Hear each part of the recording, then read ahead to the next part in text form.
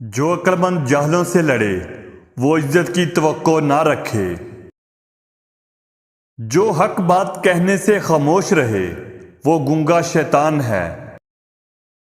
تم جس سے نفرت کرتے ہو اس سے ہوشیار رہو۔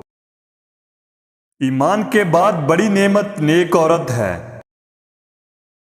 جو شخص ناراض ہو جانے پر راز ظاہر کر دے وہ کمینہ ہے۔ زیادہ مت ہنسو، زیادہ ہنسنا بے وقوفی کی علامت ہے۔ گناہ کسی نہ کسی صورت دل کو بے قرار رکھتا ہے۔ مصیبت کی جڑ اور بنیاد انسان کی گفتگو ہے۔ جاہل لوگوں سے کم ملو ورنہ وہ تجھے بھی جاہل بنا دیں گے۔ جو ہنستے ہوئے گناہ کرتا ہے وہ روتے ہوئے جہنم میں جاتا ہے۔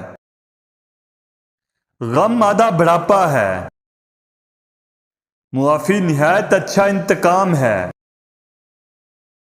اپنی تعریف زیادہ کرنا ہلاکت کا باعث ہے۔ کبھی بھی کسی کمزور کے خلاف طاقتور کی مزید طاقت نہ بنو۔ کام کرنے والوں کی قدر کیا کریں، کان بھرنے والوں کی نہیں۔ خاموش رہنا بھی سیکھیں، بے شک آپ کچھ بھی ہوں، کیونکہ خاموشی عالم کی پہچان ہے اور جاہل کے لیے پردہ پوشی۔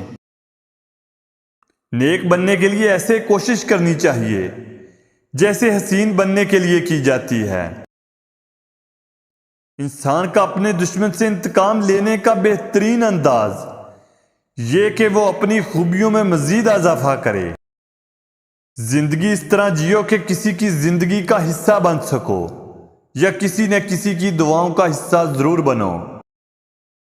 انسان پر اس وقت رب کی رحمت برس رہی ہوتی ہے جب انسان کی آنکھوں سے ندامت کے آنسو گر رہے ہوتے ہیں۔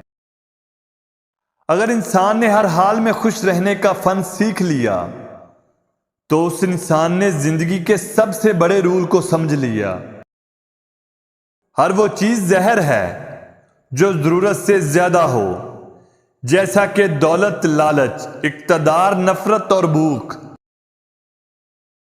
زندگی مسلسل جد و جہد اور تجسس کا نام ہے، کیونکہ اللہ تعالیٰ ہر پرندے کو رزق دیتا ہے مگر کسی کے گھونسلے میں نہیں۔